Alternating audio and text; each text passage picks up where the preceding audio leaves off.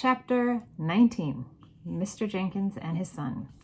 Mr. Jenkins came striding up to our table with a very purposeful look on his face. "Where is that grandson of yours?" he said to my grandmother. He spoke rudely and looked very angry. My grandmother put on her frostiest look, but didn't answer him. "My guess is that he and my son Bruno are up to some devilment," Mr. Jenkins went on. "Bruno hasn't turned up for his supper, and it takes a lot to make that boy miss his food." "I must admit he has a very healthy appetite," my grandmother said. "My feeling is that you're in on this as well," Mr. Jenkins said. "I don't know who the devil you are, and I don't much care, but you played a nasty trick on me and my wife this afternoon. You put a dirty little mouse on the table. That makes me think all three of you are up to something. So, if you know where Bruno's hiding, kindly tell me at once." "That was no trick I played on you," my grandmother said. That mouse I tried to give you was your own little boy, Bruno. I was being kind to you. I was trying to restore him to the bosom of his family. You refused to take him in." "What the blazes do you mean, madame?" shouted Mr. Jenkins. "My son isn't a mouse." His black mustache was jumping up and down like crazy as he spoke. "Come on, woman, where is he? Out with it." The family at the table nearest to us had all stopped eating and were staring at Mr. Jenkins. My grandmother sat there puffing away calmly at her black cigar. "I can well understand your anger, Mr. Jenkins," she said. "Any other English father would be just as cross as you are.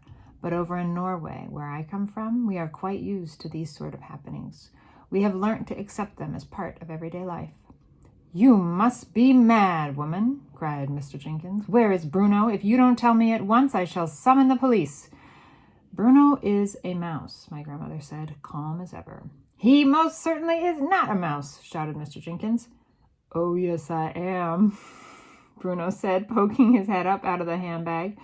Mr. Jenkins leapt about 3 feet into the air. "Hello, Dad," Bruno said. He had a silly sort of mousy grin on his face. Mr. Jenkins' mouth dropped open so wide I could see the gold fillings in his back teeth. "Don't worry, Dad," Bruno went on. "It's not as bad as all that, just so long as the cat doesn't get at me." "Bruno?" stammered Mr. Jenkins. "No more school," said Bruno, grinning a broad mouse grin. "No more homework. I shall live in the kitchen cupboard and feast on raisins and honey."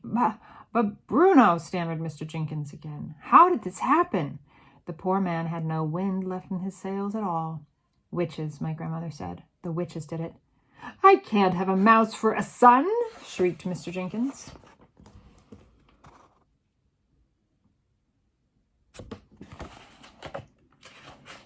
"You've got one," my grandmother said. "Be nice to him, Mr. Jenkins." "Mrs. Jenkins will go crazy," yelled Mr. Jenkins. "She can't stand the things." "She'll just have to get used to him," my grandmother said. "I hope you don't keep a cat in the house." "Oh, we do," cried Mr. Jenkins. "Topsy is my wife's favorite creature." "Then you'll just have to get rid of Topsy," my grandmother said. "Your son is more important than your cat." "He certainly is," Bruno shouted from the inside of the handbag. "You tell Mom if she's got to get rid of Topsy before I go home." By now, half the dining room was watching our little group. Knives and forks and spoons had been put down all over the place, and heads were turning round to stare at Mr. Jenkins as he stood there, spluttering and shouting.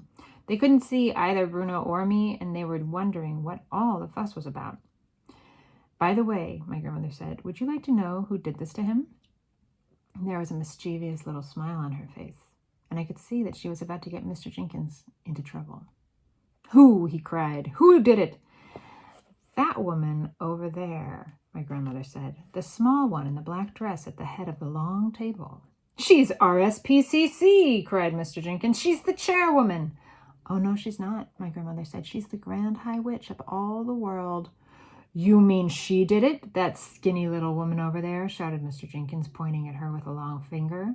"By gad, I'll have my lawyers onto her for this. I'll make her pay through the nose." "I wouldn't do anything rash," my grandmother said to him. "That woman has magic powers. She might decide to turn you into something even sillier than a mouse. A cockroach, perhaps." "Turn me into a cockroach?" shouted Mr. Jenkins, puffing out his chest. "I'd like to see her try." And he swung around and started marching across the dining room towards the Grand High Witch's table. My grandmother and I watched him. Bruno had jumped up onto our table and was also watching his father. Practically everyone in the dining room was watching Mr. Jenkins now. I stayed where I was, peeping out of my grandmother's handbag. I thought it might be wiser to stay put.